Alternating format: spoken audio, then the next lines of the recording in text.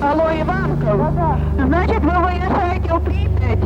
Алло? Да, я слышу. На атомную станцию выезжайте. Там 3-4 блок, горит крыша. Ага, сейчас все. Высылайте. Да, едет.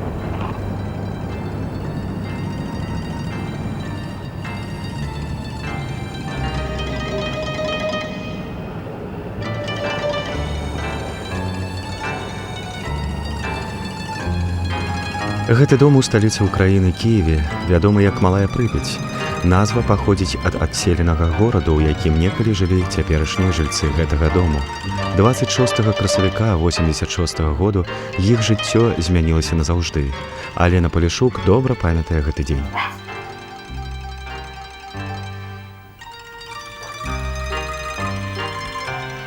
Это было в Припяти. Как раз в этот день мне исполнилось 4 года. Подарили мне куклу. Она была большая, выше даже меня. Мне очень эта кукла понравилась. Я даже не успела с ней поиграться. У тую суботу ўвесну 86-го году Прыпяць, што ляжыць у 120 кіламетрах на поўнач ад Кіева, жыла звычайным жыццём.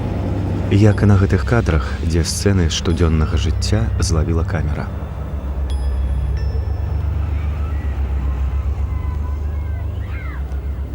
Я купила пучок зеленого лука тогда уже, и нужно было мне купить головку капусты.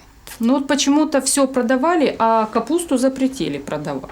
Ну вот подходишь к продавцам, спрашиваешь, а капуста? Нет, говорит, капуста есть, но сказали, что нельзя капустой торговать.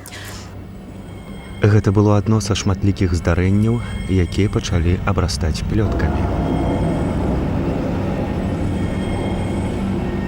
Плётак паболела, калі на вуліцах з'явіліся вайскоўцы і міліцыя. Блізканне на аматарскім фільме сведчыць пра высокі ўзровень выпраменьвання ў той час. Нягледзячы на тое, што яны насілі дзівачную вопратку, мясцоваму насельніцтву нічога не тлумачылі. Придя домой, когда уже к дому подходила, какое-то такое тревожное состояние было. Потому что действительно очень много милиции было в городе, люди как-то оживленно так кучками стояли, о чем-то говорили. Когда я пришла домой, мужу говорю, что вот на рынке говорят, что на станции взорвался блок какой-то. Он говорит, да нет, не может быть. Я посмотрел в окно, ходили уже моечные машины по улице, и не обыкновенной водой, а пеной мыли улицы. О том, что мог произойти взрыв в реакторе, я совершенно в это поверить не мог. Не могло, значит, не могло. Я, как обычно, принялась готовить завтрак, а он взял дочку и решил с ней утром немножко прогуляться. Як і ўсё дарослае насельніцтва Прыпяці, якае налічвала 53 тысячы жыхароў, Юрый Андрэеў працаваў на Чарнобыльскай АЭС, што ў 4 кіламетрах ад гораду. Шпацыруючы з дачкой, ён выйшаў на ўскрайкі гораду, адкуль добра бачная станцыя. Когда мы вышли к окраине города, я увидел, что у центрального зала, то есть верхней части реактора, не было совершенно. Осталась только одна стенка, которая была обращена в сторону Припяти. Остальных стен и крыши не было, и над блоком такое было слабое дымление. Через полчаса он пришел, взволнованный, значит, ее быстренько раздел, сказал мне помыть ее под душем, всю одежду постирать и быть дома. Як і штодня ў той вечар Юрый Андрэеў вырашыў паехаць на працу у другі блок атамнай станцыі. Когда мы заехали на станцию, картина была страшная. Барабан-сепаратор был сброшен с фундамента, были оборваны паровыводящие коммуникации с реактором. Они скрутились такой, как в букет.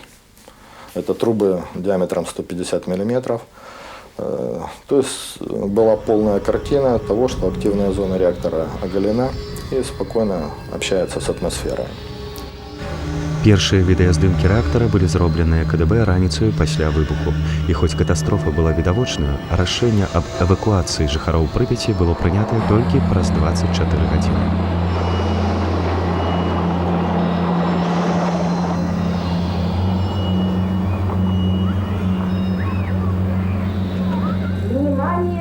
Внимание!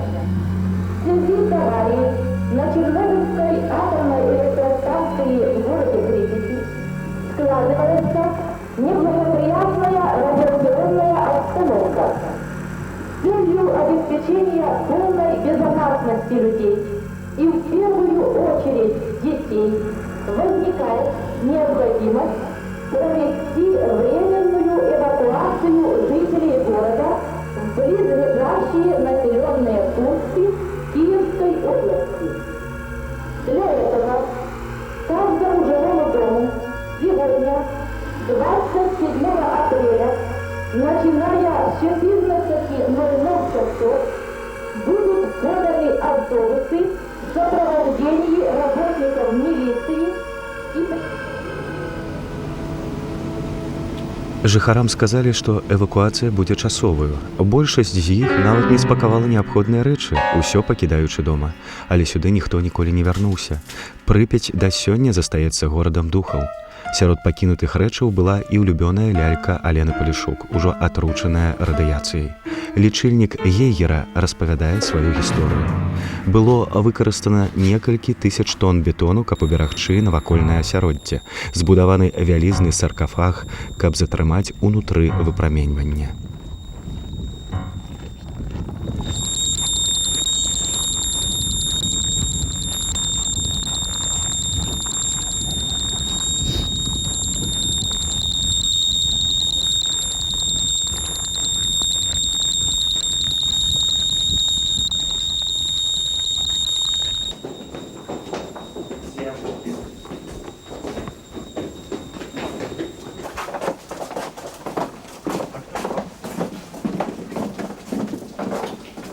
Могілкі тэхнікі.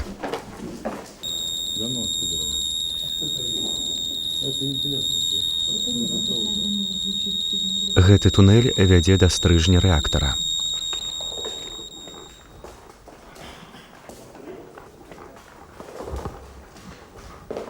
Это бывший блочный щит управления 4-м реактором. 26 красавіка, а першай 23 тэхнікі працавалі тут апошні раз. Услышали, ну не услышали, почувствовали толчок. Такое впечатление, как будто немножко кто-то на стуле так это, знаете, вот как ногой ударит или в шутке ранит. В общем, как слабый такой толчок, как подкинуло. Минуты, да не минут через 10 сработала аварийная сигнализация в центральном зале. Оперативную машину на выезд. А что там такое? Танечка, иди сюда быстрее, у нас атомная горит. Ой, мать. Алло, это ВПЧ-2? Да. Что у вас там горит? Взрыв на главном корпусе, между 3-й и 4-м. А там люди есть? Да. И люди есть, да? Да. Леонид Алексеевич. Да. Алло, Припять, 3-й и 4-й блок горит крыша в результате аварии взрыва. Ой, давай. Это диспетчер Припяти сказала, ВПЧ-2. Я, значит, высылаю, высылаю. Потом кого? Полецкая, пусть все едут. Всех, поднимай Татьяна. Праз паўгадзіны на чарнобыльскую станцыю прыехалі першыя пажарныя. 27-гадовы Пётр Хмель быў сярод іх. Мне в смысле не приходило, почему появилась радиация. Вот это нам меньше как-то раз и училище рассказывали как-то, все рассказывать по другим ситуациям, что, мол, атомная не должна сорваться. Вот. Ну, исполнял свои обязанности, прибыл, когда на место тушения пожара. Значит, мне было в распоряжении 2 машины, вот, и 6 человек, которые мы стояли по крыше, на крыше Мазала и ряд А. Это с обратной стороны. Вот. И когда поднялся на крышу Мазала, тут я же, очевидно, все сверху увидел, что передо мной тут разрушено. У той жа час інжынеры намагаліся высветліць, што сапсавалася ў рэактары. Где-то часов, наверное, Да до 2:30, наверное. Еще никто не знал, что произошло практически. Потому что свет был погашен, все отключилась электроэнергия. В темноте все это ходили с одним фонарем. Да, где-то после 3 часов я встретил дозиметриста. Нет, он сказал, что все в зашкале, но зашкалы уже приборы не берут. Пажарнікі і персанал АЭС, абмяркоўваючы сродкі абароны, спрабавалі знайсці нейкае выйсце і абараніцца ад выпраменьвання. Каля 5 раніцы, праз 3 гадзіны пасля выбуху, пажар пагасілі, але графіт унутры рэактара ўсё яшчэ тлеў. Ну что ты справа меня скажешь? Левее, задень левую стену. Ребята, у вас есть, да? Саша, за меня не свети спину, вот так. Поднялся еще раз на крышу моззала, посмотрел, уже пламя такое уже не было. Вот. Уже спускаясь вниз на отметку уже на землю, которая на минусовую, подъезжает скорая. Вот. Плохо одному товарищу, забрала скорая одного. Потом вторая скорая подъезжает, сейчас минут где-то 10. Второе сознание теряет. Вот. Это так где-то длилось у нас до 5 утра. Вот. Пока остался я один. Віктор Бруханаў, дырэктар Чарнобыльскай атамнай станцыі, прыехаў каля 3 гадзіны ночы. Дырэктар, інжынеры і партыйныя функцыянеры сабраліся ў адмысловым сховішчы, каб абмеркаваць дзеянні ў абліччы катастрофы. Тыя, хто пабачыў парэшткі рэактара, не маглі ў гэта паверыць. Персанал не быў адмыслова падрыхтаваны да такога. Кіраўнік станцыі вырашыў дзейнічаць паводле звычайнай працэдуры. Ну, конкретно не было ясно, что же произошло с реактором. Мы обычно привыкли к тому, что то, что у нас записано в технической документации, это самое главное или опасность оставить реактор без воды. Поэтому все рассчитывали, что прежде всего надо подать воду. Інжынеры не сцямілі, што заліваць абсалютна знішчаны рэактар вадою не мае сэнсу. Гэта не толькі не дало вынікаў, але і спрычынілася да выкіда ў атмасферу на вышыню 1700 метраў вялізнай колькасці воднай пары. Гэткім чынам смяротнае выпраменьванне распаўсюдзілася. На дадатак вада, якая не выпарылася, заліла падвал. Інжынерам, што надалей працавалі ў першым, другім, трэцім блоках, далі загад спыніць рэактар, а электрычнае замыканне ледзь не прывяло да яшчэ адной катастрофы.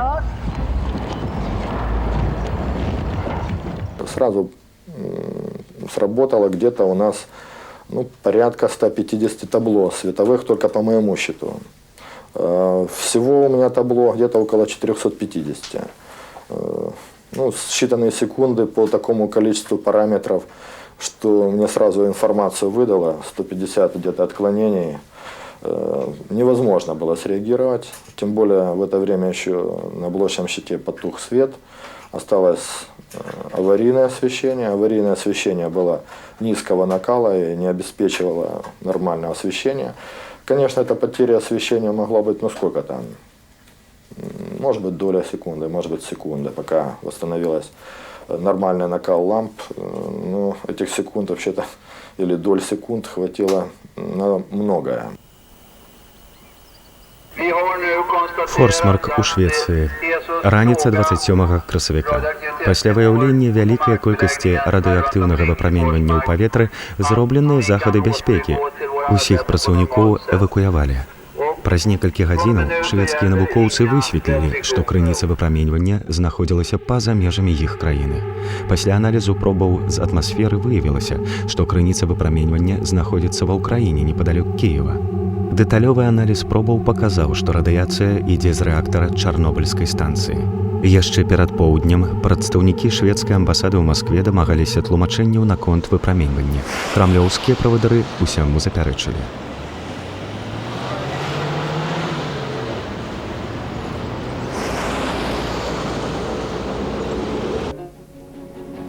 У той дзень о 9 увечары савецкае тэлебачанне падала ў вечаровых навінах першую згадку пра катастрофу.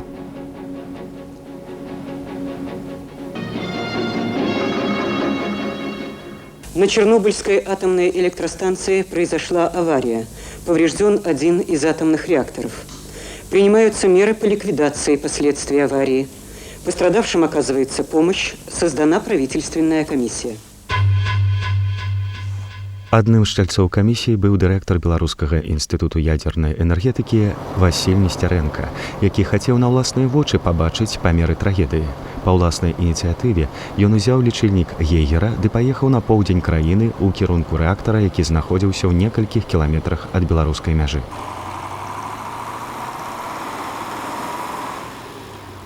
Я взял машину, взял приборы и уехал на юг. Через Бобруйск, Мозырь. Я доехал, где-то километрах, наверное, был 50 станций. Это были сначала Хойники, потом был Брагин, и потом были Ланаровля.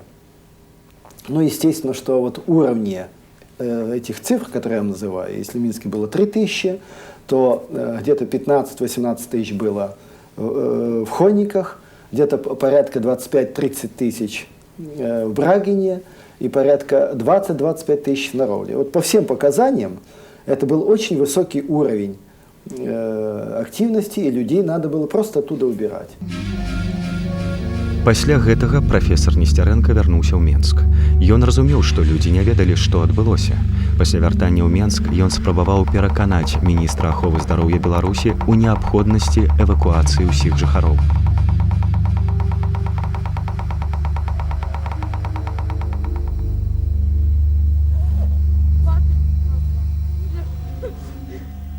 В это время министр здравоохранения звонит в Москву вице-президенту Академии медицинских наук, академику Ильину Леониду Андреевичу, и говорит, что вот наш тут физик предлагает защитные меры такие-то. Ну, в частности, вот проводить йодную профилактику, не водить детей на демонстрации, промыть города, вести контроль продуктов питания, ограничить выпас скота на грязных землях. Вот целый ряд предложений, они вполне конкретные.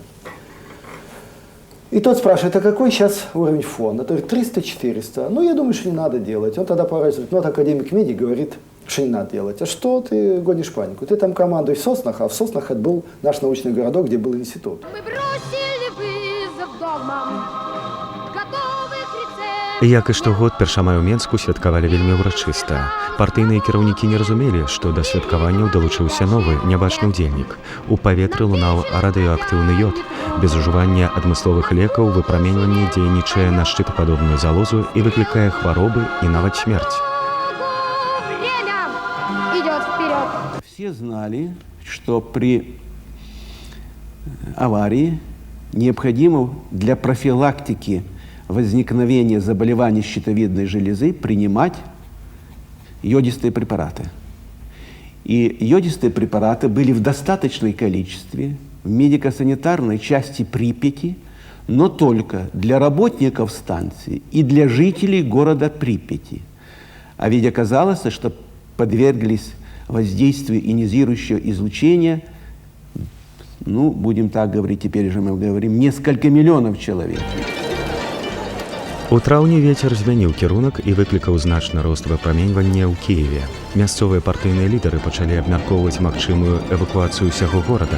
Але як эвакуяваць 3 мільёны людзей? У той час жаўнерам і гарнякам з усяго Саюзу загадалі прыехаць у Чарнобыль. У 30-кіламетровай зоне смерці выкарыстоўвалі свінцовыя пласціны, каб абараніць дабравольцаў ад выпраменьвання. Каб патушыць стрыжань рэактара, з гелікоптараў на яго кідалі свінец ды мяхі з пяском. Горад Чарнобыль таксама знаходзіцца ў зоне смерці. А жыхароў замест таго, каб эвакуяваць, прымусілі ўдзельнічаць у ліквідацыі наступстваў аварыі. –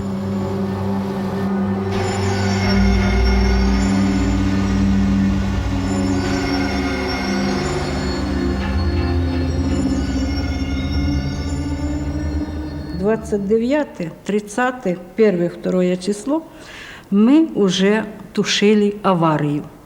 Насыпали в мешки песок и грузили на вертолеты. Сёння вядома, што гэтыя захады не прадухілілі растапленне графіту ў рэактары.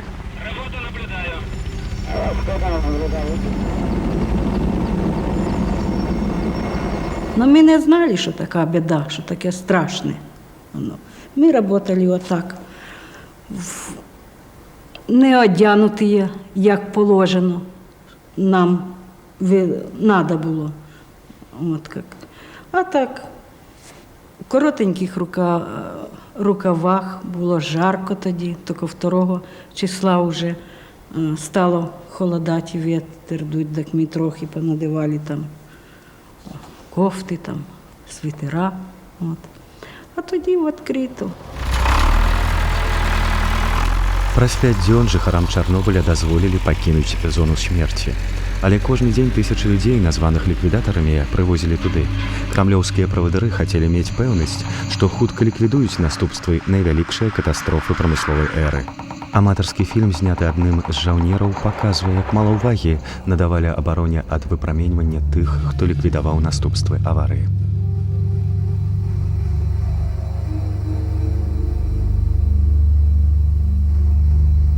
Когда случилась авария, по сути дела, нагнали кучу людей и не знали, что делать. Не знали. Сыпали песок, и что только не сыпали туда. И вертолеты кидали, все.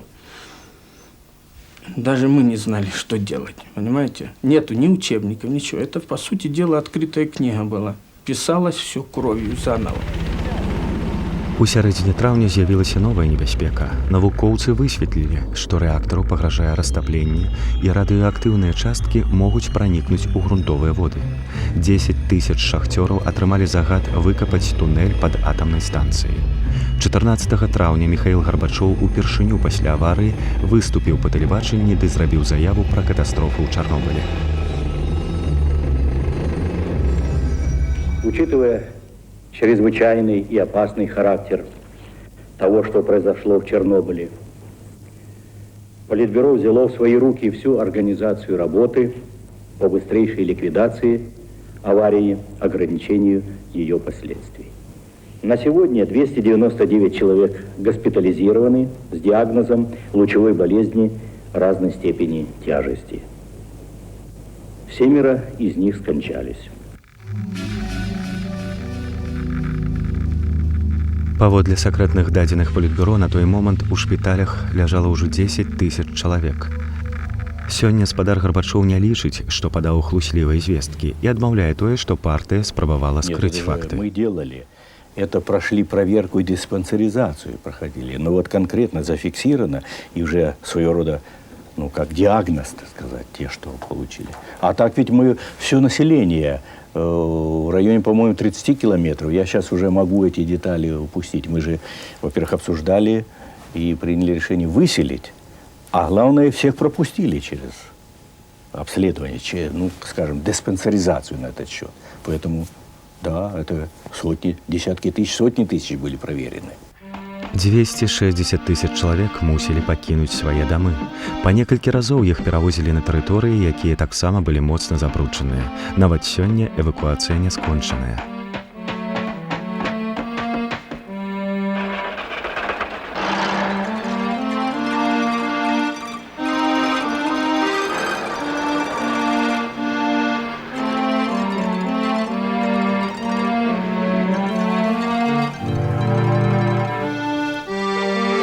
У чэрвені 86-го тысячы дзяцей выслалі ў менш забруджаныя раёны, часам аддаленыя нават на сотні кіламетраў.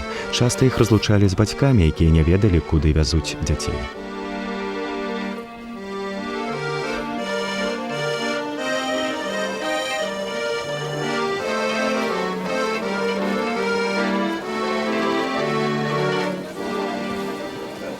Тогда еще не было совершенно ясно, что ведь вот это ветер все вынес эти и осадил, все эти осадки пали на Могилев, на Гомель, на Белоруссии. И то, что в Брянске это оказалось, для нас это вообще новость была. И в других местах. Это потом уже стало выясняться, и там последствия тяжелые пошли.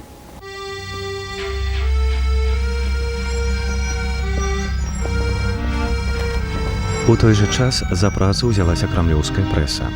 Журналістаў выслалі ў розныя месцы, каб яны паказалі, што там працягваецца нармальнае жыццё, а ў краіне ўсё спакойна.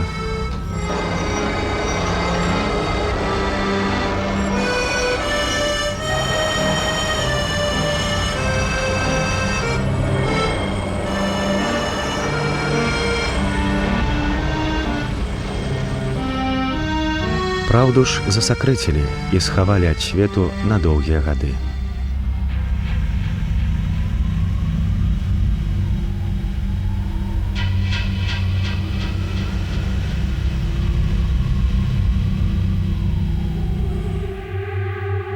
Вернемся ў Чарнобыль. 28 красавіка змяніўся кірунак ветру, што спрычынілася да перасоўвання радыеактыўнай хмары на Польшчу і цэнтральную Еўропу.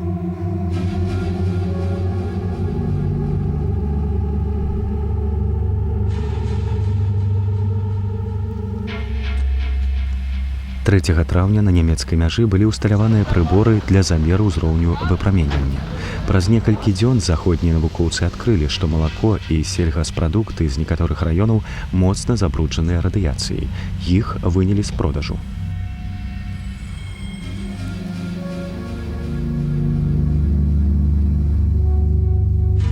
У той жа час другая радыеактыўная хмара перасунулася на Сібір. Тады падавалася, што наступствы чарнобыльскай катастрофы адчуе ўвесь свет.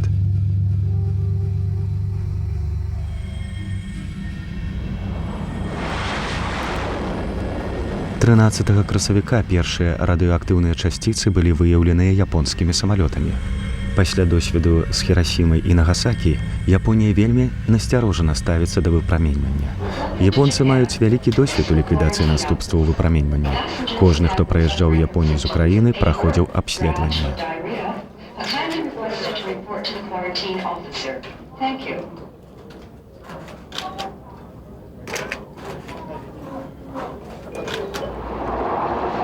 А ў Чарнобылі праца ліквідатараў дайшла да крытычнага пункту.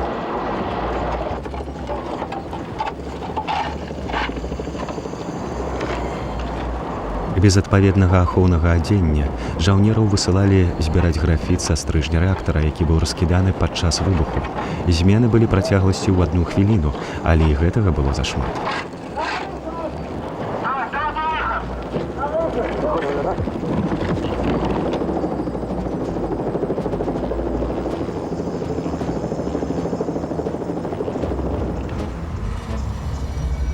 Пасля гэтага спешна пачалі будаваць саркафаг.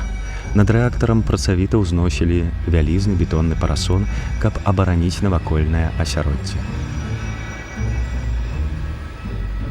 У лістападзе таго ж году саркафаг быў пабудаваны.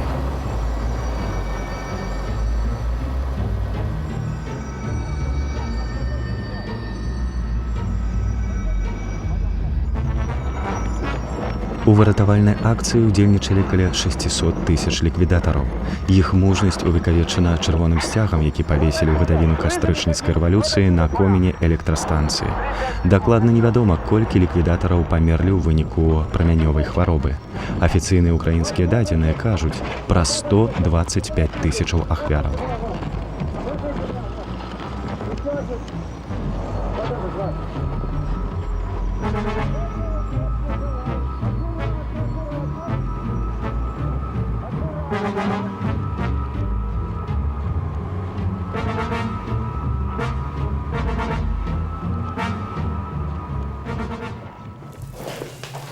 Нягледзячы на вялізную колькасць ахвяраў і сродкаў, выдаткаваных на ліквідацыю наступстваў катастрофы, эфекты не гарантуюць бяспекі. Фільм, зняты ўнутры вялізнага саркафага, паказвае, што з дзіркі ў гэтай канструкцыі вонкі выходзіць паветра. Былі выяўленыя дзіры агульнай плошчу 1000 квадратных метраў, якія пачалі спешна латаць. Паводле экспертаў, фундамент саркафагу нестабільны і можа разваліцца цягам бліжэйшых гадоў. Як першы выбух разарваў верхнюю частку стрыжня рэактара, якая важыць 1800 тонаў, надалей застаецца таямніцаю для навукоўцаў.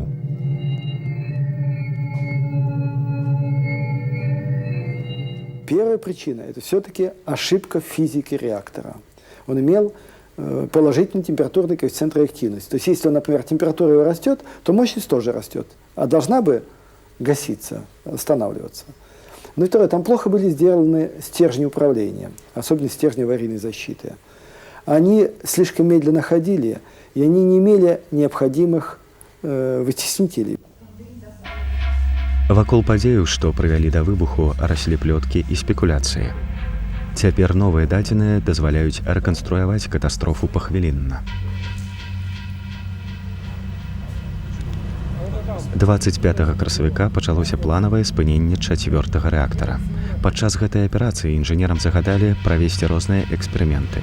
Ім было загадана праверыць, ці сіла інерцыі турбінаў дастатковая для таго, каб забяспечыць электрастанцыю энергіі да таго, як помпы пачнуць падаваць ваду для ахалоджвання рэактара. Пасля гэтага быў атрыманы званок з Кіева аб тым, што трэба даставіць болей моцы для патрэбаў Кіева, таму спыненне рэактара адклалі на 9 гадзінаў. Вынікам гэтага сталася нестабільная праца рэактара, а да гэтага персанал не быў падрыхтаваны. Уключыўся сігнал трывогі, які паведамляў аб росце актыўнасці рэактара. Інжынеры неадкладна пачалі аварыйнае спыненне рэактара, яшчэ не ўсведамляючы, што праз 5 секундаў гэта прывядзе да выбуху. То разрушение пришло с Москвы на этот эксперимент. Перед этим отказалось 3 или 4 станции. А нашего директора силой заставили проводить этот эксперимент. Тоже распоряжение или ложи на стол партбилет и уходи с кресла директора. Или давайте это делать. За сваю паслухмянасць дырэктар электрастанцыі і галоўныя інжынеры былі пастаўленыя перад адмысловым судом. Именем Союза Советских Социалистических Республик 29 июля 1987 года город Чернобыль. Судебной коллегией по уголовным делам Верховного суда Союза СССР установила основными причинами, приведшими к аварии. У чэрвені 86 году Бруханаў быў абвінавачаны ў парушэнні норм бяспекі пры працы з выбуховымі рэчывамі. Судовы працэс быў праведзены ў Чарнобылі. Віктор Бруханаў быў асуджаны да 10 гадоў. Сёння былы дырэктар электрастанцыі адкідае ўсе абвінавачанні. Нет, я не чувствовал себя виноватым, но я прекрасно знал, что сценарий был разработан, но очень на верхнем уровне. И по этому сценарию, значит, вся эта операция проводилась. Дятлову Анатолию Степановичу сроком на 10 лет в исправительно-трудовой колонии общего режима. Украінскае тэлебачанне наведала Дятлава ў калоніі. Ён таксама не пачувае сябе вінаватым. Реактор был негодным к эксплуатации чисто по вине Института атомной энергии и Никиэта. С таким букетом несоответствия пунктам, требованиям нормативных документов, взрыв его был неизбежен. Он четким солдатским шагом шел к взрыву. Анатолій Дятлаў быў адным з тых, хто знаходзіўся ў 4-м блоку ў ноч выбуху. Ён памёр ад прамянёвай хваробы.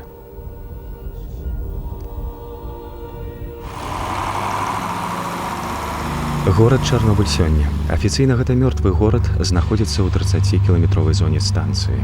Аднак дагэтуль 7 000 працаўнікоў ліквідуе наступствы катастрофы. Віктор Палішук, бацька дзяўчынкі, якая пакінула ў Прыпяці сваю ляльку, адзін з іх. У нас разные грузы, все кирпич, металл, железобетон, спецзаказ, там оборудование какое-то, с других городов, там, Запорожья, Киева. У нас чистые машины, это считаются те, которые ездят за 30-километровую зону. Вот это называется чистые машины. Аўтатранспарт, які лічыцца забруджаным, быў пакінуты і цяпер стварае тэхналагічныя могілкі, якія сведчаць аб недасканаласці сучаснай тэхнікі.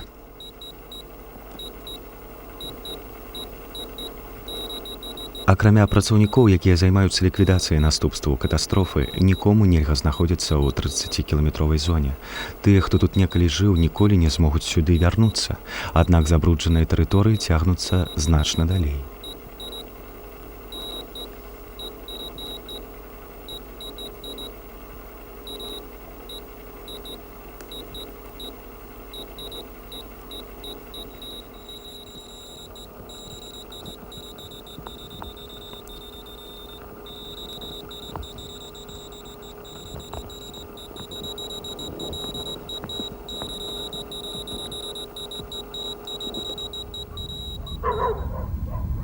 Альманы. Невялікая вёска ў 100 кіламетрах на захад ад Чарнобыля. Невялікі дождж у весну 86-го году перамяніў гэтыя ўрадлівыя землі ў радыеактыўную глебу.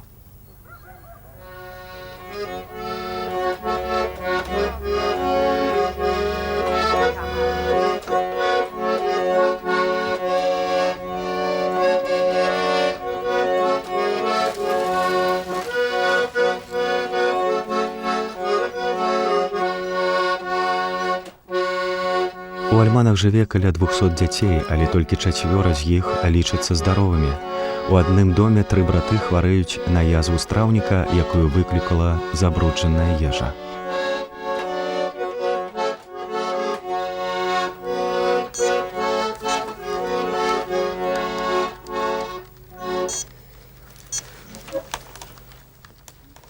Надо ж детям купить, хоть, ну мы мало берем, но надо ж купить и продукты, хоть немножко чистейшие, потому что детки слабые,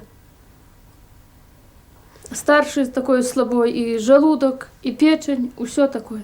А средние что? Что хуже? И сердце, шум сердца, печень, желудок, и на ноги. Блять, что-то ноги от выкалывания, иглоукалывания робили ему в Минску. Ну таке. И средний, что-то и маленький тоже. Детки очень больные. Нетыповыя вільготныя глебы ў Прыпяці затрымалі пранікненне радыеактыўных часціц стронцыю і цэзію ў глебу. Усе прадукты, што растуць у ваколіцах, моцна забруджаныя.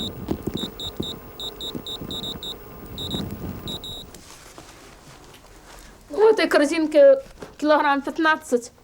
Як є клюква, так можно на день собирать. А як сейчас ее уже нет, так можно дней 2 и 3 пойдет на это. Ну, повезем на базар. Ну, думаем, где подальше, чтобы подороже продать, чтобы было что купить, то хлеба, то еще что. Детей надо же обуть, одеть.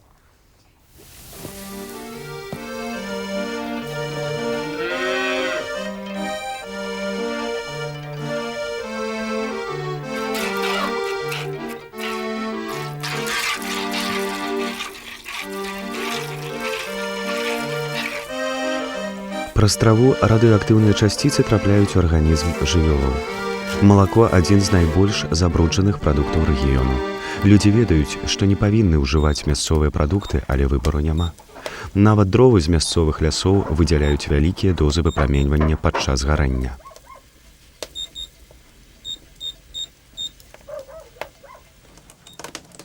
Ну, когда я лежала, я все время думала, как мне будет операцию делать.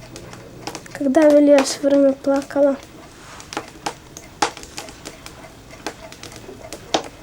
Чатырнаццацігадовая Таццяна Аглашевіч хворая на рак шчытападобнай залозы.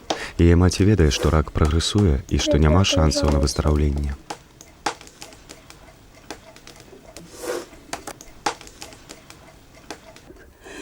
Я не знаю, что ей робить, уже я сама всех просила.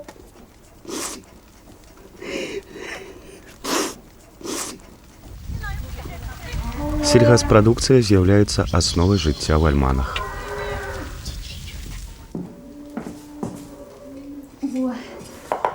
Вода. Видите, как здесь холодно? Не могу я работать здесь. В основном у нас такой загрязненный продукт – это молоко и сено. И еще у нас дикорастущие ягоды и грибы. Это очень-очень тоже грязные. Вот. Ну, для сравнения можно посмотреть колонку. Вот молоко, допустимо, норма 111 беккерелей на литр. У нас эта норма 412, есть 700, есть даже некоторые пробы больше 1000 беккерелей.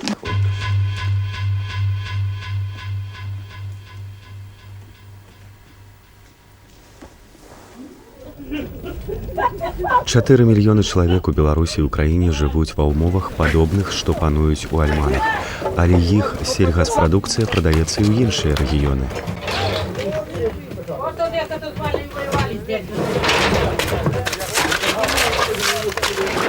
КГБ у тебя купит его завтра. Толькі ў Беларусі 25% сельгаспрадукцыі паходзіць з моцна забруджаных рэгіёнаў. Улады рэкамендуюць змешваць моцна забруджаныя прадукты з незабруджанымі, каб пазбегнуць атрымання арганізмам дозаў выпраменьвання, што пагражаюць жыццю. Яны сцвярджаюць, што рабіць так вымушаныя праз адсутнасць грошай і кантролю. Паводле незалежных даследаванняў, забруджанне 15% прадуктаў перавышае так званыя бяспечныя дозы. В Белоруссии, выпало 70% всех радионуклидов, которые выбросила станция. Это, мы оценим, 50-70 миллионов кюри. Это колоссальная цифра, то есть я вам скажу, что это хватит на десятилетия, и я не жду существенного улучшения. 30-кіламетровая зона вакол рэактара была створаная на падставе міжнародных рэкамендацыяў. Катастрофа ў Чарнобылі паказала, што сапраўдная зона смерці нашмат большая. Звыш 160 квадратных кіламетраў былі забруджаныя. Выпраменьванне тут у 40 разоў большае, чым пасля выбуху ў Хірасіма і Нагасакі. У Малой Прыпяці, у прыгарадзе Кіева, дзе жывуць былыя жыхары Прыпяці, наступстваў катастрофы цяжка не заўважыць. А Алене Палішук 14 гадоў, яна вельмі хворая. Помню, у меня болела голова часто очень, живот. Она, конечно, болела. Болела она очень. Сильные головные боли, потом у нее щитовидная щитовидка начала, рост у нее прекратился, она была очень маленькая, глазки у нее начали выкатываться. Хворыя дзеці – сэнс жыцця бацькоў з Малой Прыпяці. 14-гадовы Міколка пакутае на хваробу крыві, але ягоная маці ведае, што ягоны стан не найгоршы. Я знаю, мальчик у нас был в 11-м подъезде, жил мальчик, у него сердце. Это было года 2 тому назад, он умер. И в нашем же доме мальчик тоже, он уже 11 класс или 10 тогда заканчивал. Тоже мальчик, прямо на экзаменах умер мальчик. Хоронили мы его здесь, вся школа хоронила. Алена Палішук і яе дачка ідуць разам на абследаванне. Дзяўчынка не расце як след, а яе шчытападобная залоза надта актыўная.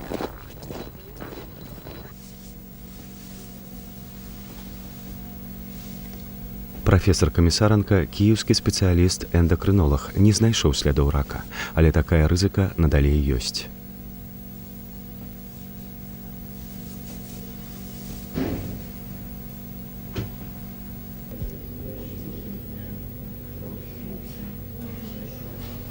Начиная с 1989 года количество больных раком щитовидной резко увеличилось. Резко. Только в нашей клинике при сначала 7 человек, потом 12, потом до 20. Сейчас количество доходит до 50-60 человек ежегодно. С чем это можно связать? Только с Чернобылем. У мінскім шпіталі аперацыі шчытападобнай залозы сталі руцінаю. Сярод дзяцей з забруджаных тэрыторыяў рызыка захворванняў у 50 разоў большая, чым перад выбухам.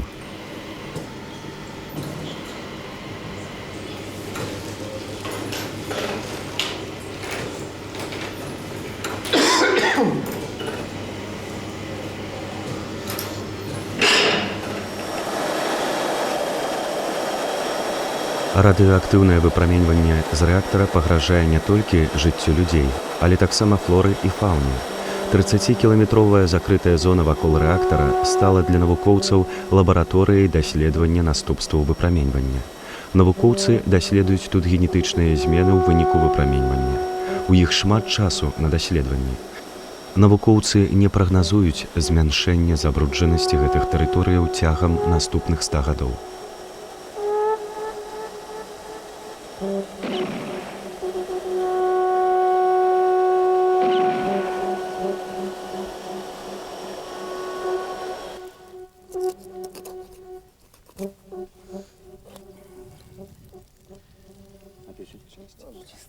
Жывёлы з мутацыямі трапілі ў лабараторыі ўсяго свету. Выбух стаў таксама прычынаю дэфармацыі раслін і людзей. Шаску, бери же мне. Так.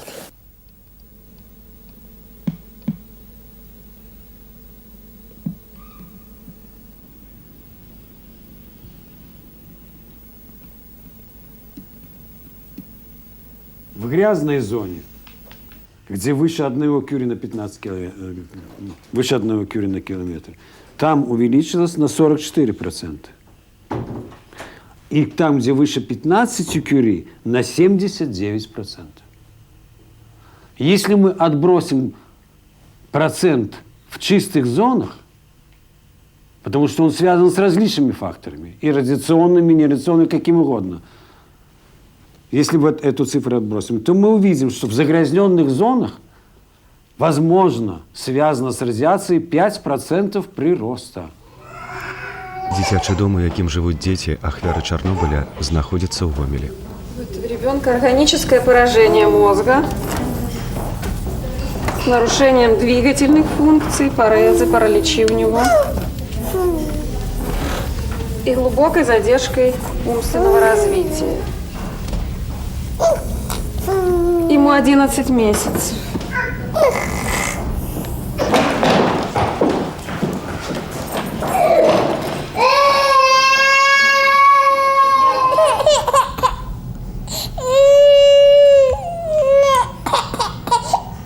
Настя, Настя.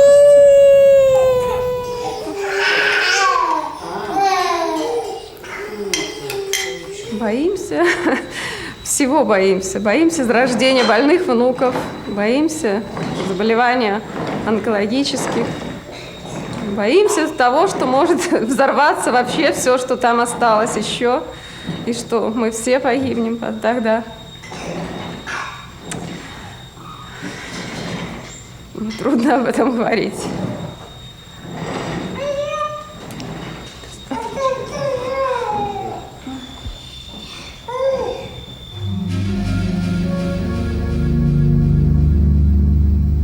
У 100 кіламетрах ад Гомеля Чарнобыльская АЭС надалей працуе. Ва ўкраіне не стае энергіі, няма грошай, каб яе купляць за мяжою. 100 метраў ад кантрольнага пункту 3-го блоку знаходзіцца знішчаны рэактар. Цяпер тут працуюць новыя інжынеры, якія кіруюць станцыяй настолькі добра, наколькі ўмеюць. Але тэхналогіі, якія тут выкарыстоўваюць, не былі ўдасканаленыя. Рэактар надалей працуе без асаблівай сістэмы бяспекі.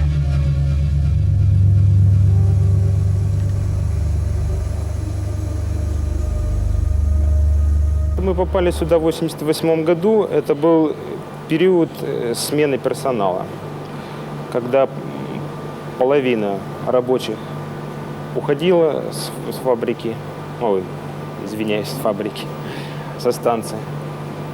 Вот. А на их место приходили молодые по окончании, вот опять же, институтов, техникумов.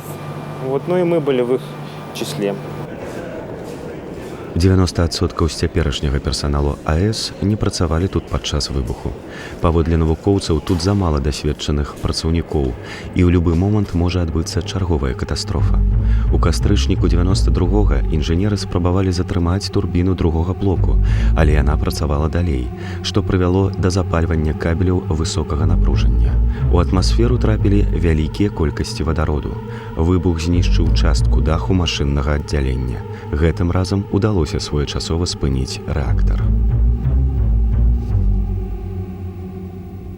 Аварийные ситуации были. Вот я за это время, что здесь работаю, я проходил через многие аварийные ситуации. Они у нас все связаны в основном с снижением мощности реактора. Из-за разных причин, из-за отказов оборудования, из-за ошибочных переключений. Ну, производство есть производство.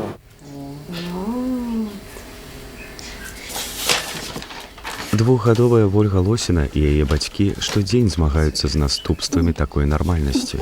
Дзіця хворае на лейкемію. Маша, дети не синяются. А ты нарисуешь Петрушу? Да. Ну, нарисуй Петрушу. Сейчас я и Сюзан. А где красненький цвет? Посмотри, где красненький Где цвет. красный Оленька. цвет? Где красненький? Красный. Красненький. Вот. Ну, рисуй красненький. Врач нам сказала, что мы сделали все, что смогли. И предложили сдерживающую химию. Ну, у нас не получилось, я говорю, лейкоциты никак мы не могли понизить, чтобы начать сдерживающую. Ну, и я решила взять ее домой. Праз 2 тыдні Вольга памерла. Она всегда будет с нами. Да, дочь? Олечка, последний раз в своем дворе. Без Олечек не довелось мне гулять. Олечка, захотела с Формочкой погулять. И вот на железке ты ходила, и вот на качельках каталась. Ой. Почему что не подходит к лампочке? Не посмотришь. Ну, сейчас продолжай, как тебе людишек.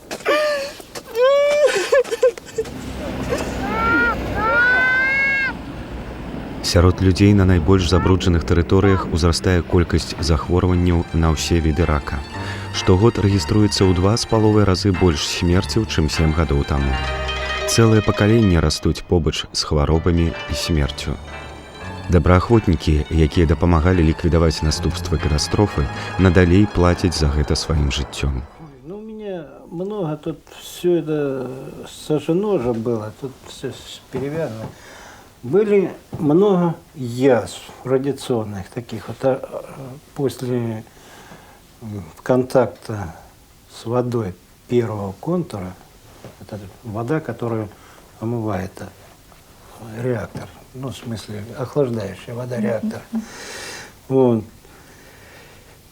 Много было язв лучевых таких, незаживающих. З пажарнікаў, якія тушылі АЭС, выжылі ўсяго некалькі, браты Хмель сярод тых шчасліўцаў. Очень сейчас много болеют. Повышенная доза. Там, если положено на человека 25 или там 15, а есть 70, 90, 120, 170. Все-таки я считаю, что от радиации люди, которые друзья умерли, только от радиации. Тоже ребята погибли у нас. Среди наши знакомые, и наши друзья, одноклассники некоторые, и сослуживцы. И погибают сейчас. Это большая цена. Цена – это жизнь человеческая. Давай. Так, желаю тебе всего хорошего, крепиться. Ничего.